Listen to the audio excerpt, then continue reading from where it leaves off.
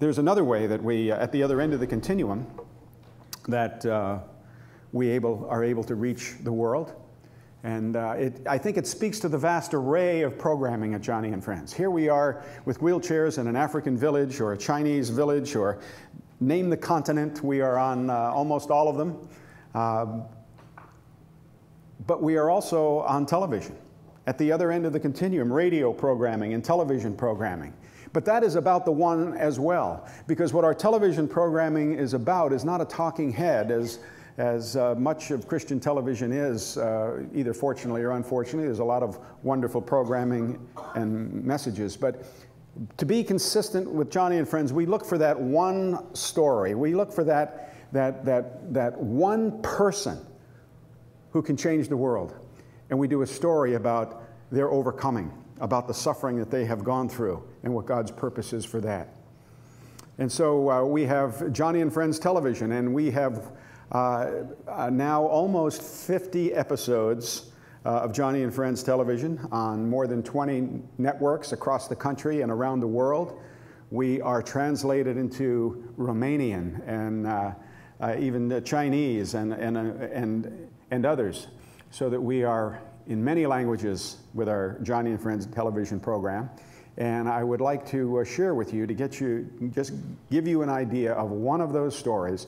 This particular story we are very excited about. It won a Telly Award. The Telly Awards began in 1978 for excellence in programming, and was submitted to Telly, and we won an award in our category as Best Programming. And so let's take a look at the Telly Award-winning Christian Royal, In the Potter's Hands.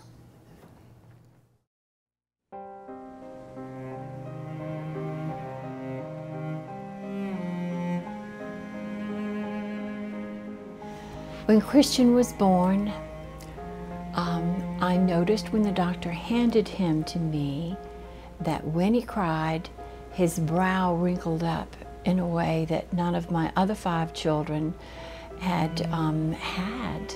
This wrinkling together when he cried, and I thought something was wrong. So I asked the doctor, "Is there something wrong with my baby?" And she said, "He may have Down syndrome." That was about all she said to me in the entire process. When Christian was in school, it was the days when every child should learn to read. Every child with Down syndrome is capable of and should be learning to read and count. We had some good schools and some good teachers who really made a valiant effort at trying to help him learn everything he could. But Christian does not get abstracts. He still has trouble with words. He still does not understand what 1 and 1 means. But we kept trying and encouraging him at home and supplementing, and it still was not happening. The teachers were trying to teach him, but he could not keep up in the classes, and so he got moved into the trainable section, and that did not go well. Finally, they said that, "Oh, but we have school to work." Well, what is school to work? Please tell me. I'm so glad to know you have school to work. Well, if they go and fold pizza boxes at the local pizza parlor and wipe 10 tables for an hour and a half on Friday, they can have all the sodas and all the pizza they want. And I said, school to work? But that's not making use of my child's hours and days and weeks and years. And so we decided to bring him home and to work with him, and of course to try and fill up a day of activity for him when you don't have the typical subjects to study. We were searching for ideas. Down the street from us, about 2 miles, is a potter. And so Helen went and talked to him and asked if he would teach Christian. A potter who had never taught any child with any disability took Christian on, And the day that he said, Christian, place your tennis shoe in this clay on the floor, Christian fell in love with pottery. He saw the bottom of his tennis shoe impressed in this cool, wet clay, and he fell in love with pottery. They began building, making mugs together, and with various types of impressions, and Christian just would just come alive.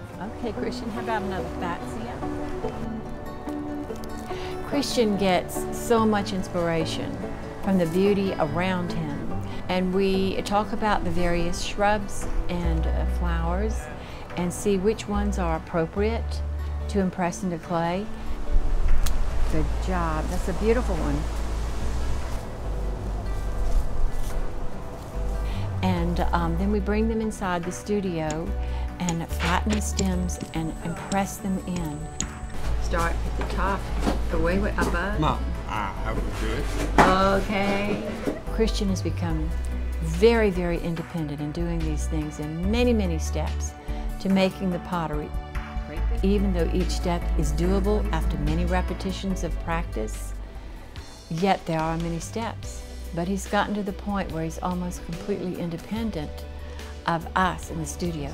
Likes our company, wants his praise music on, but wants us out of his way more and more.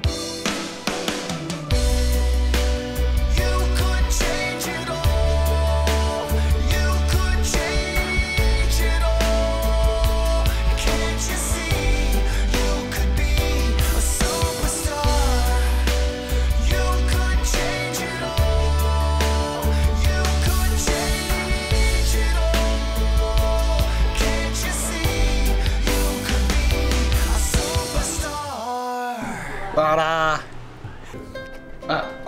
call it blue. In the blue months, I call that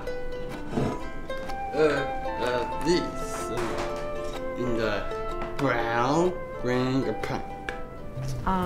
His work is beautiful. It technically it is great, but you can see the passion that he puts in it with his glazes and his designs.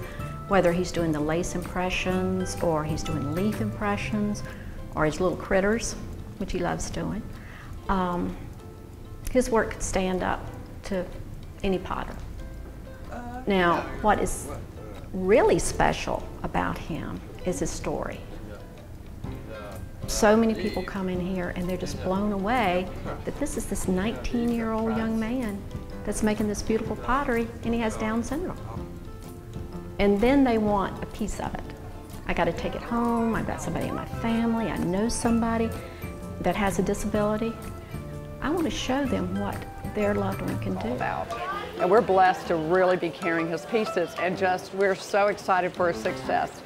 Gorgeous Christian. I can't wait to get the other pieces. We're having a hard time keeping the pieces in stock, so we try to encourage him to take his time, but get us as many pieces as he can, because it goes to a lot of people in the community and it shows a lot of love. He's starting to have people collect his pottery. They're saying they're collecting it because they feel there's a future in it for them. And also people are wanting his signature. They want to sign his little autobiography. So he's just super happy kid. He's so happy.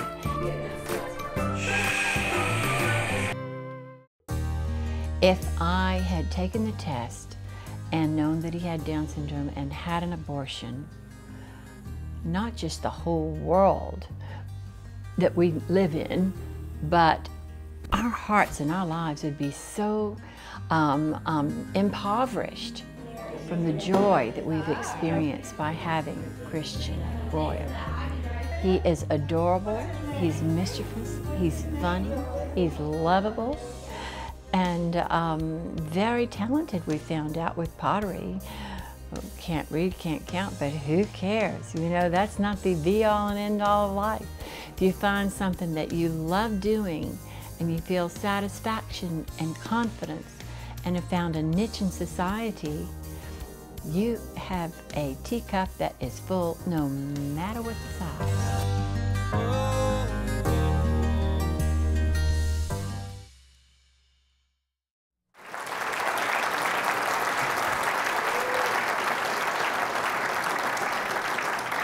Ladies and gentlemen, it is my honor to introduce to you Mike, Helen, Chuck, and Christian Royal. Please welcome the Royal family.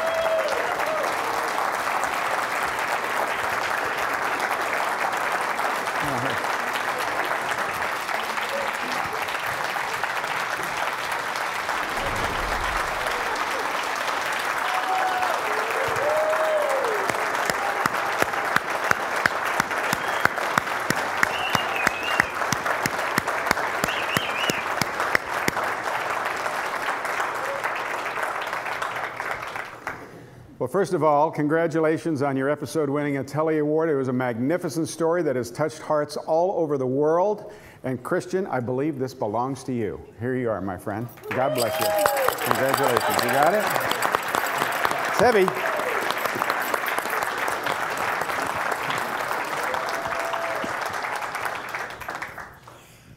So any thoughts on being an award winner? What do you think of the Telly? Kelly? Oh, no, Telly, not Kelly. You now have a television award. I know that is something that even we don't understand when we get one, but this one belongs to you. Thank you for participating, letting us come into your life, come into your home, come into sticking a camera in your face all of that time. You did a magnificent job. You might have a show of your own someday. Now that you're an award winner. Yeah. How has it affected your family with all of this pottery and Christian and seeing such great meaning in Christian's work? Well, we absolutely are stunned. We'll be stunned for the rest of our lives at how God took a situation in which we were desperately looking for answers, and we found that he couldn't read and couldn't count. And so we just brought him home. And if he had been able to read and count, he would never have done this. So now it makes sense. Grace a lot of times makes sense looking backwards better than looking at the present moment. It's not like what Johnny said earlier about if I hadn't been in a wheelchair, I wouldn't have this ministry. And so now we can just really thank God for what he's done, because it has absolutely been his work, step by step, miracle by miracle. This is the shiniest miracle, but there have been many, many other miracles where we just look up and say, that was you, God, that was you, God. And so we just have enough light for each step, but he always provides, makes a way, and blesses Christian, blesses us, and hopefully it's going to bless many, many more children with disabilities. It's what we want. Yeah. Thank you. And Chuck, I know that, yes, please. I know it was very important that you be here for Christian. You're his best friend, his brother, and tell me, how do you feel about him and his work? I mean, it's been a joy watching all of this unfold, and I feel the same way about him. So. Well, I know you do. This is the power of family. It's the power of God holding a family together and putting great meaning into it. I'm doing my best not to interview Mike, because he said, please don't ask me any questions, I'll just start crying. But you haven't seen Ken Todd and I up here. We're just a crying ministry, so we have to ask Dad. You are the spiritual leader of this family and held everybody together, and please just give us your feelings too about Well, the one thing I would say is that it wasn't pre-planned. It was God doing a series of miracle after miracle, which has unfolded over the years, and it's been a real blessing. We trust that this will be a real blessing to other families and give them encouragement and hope, and just continue to see this ministry go forward. And we're just very grateful, and I'm going to be here. Thank you.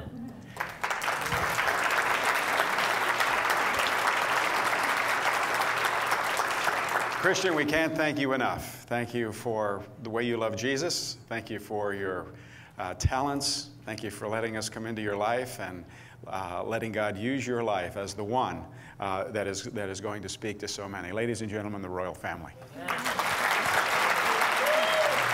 There we go. Amen.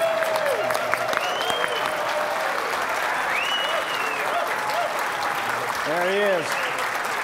That's the Christian Royal I know, right there. Thank you.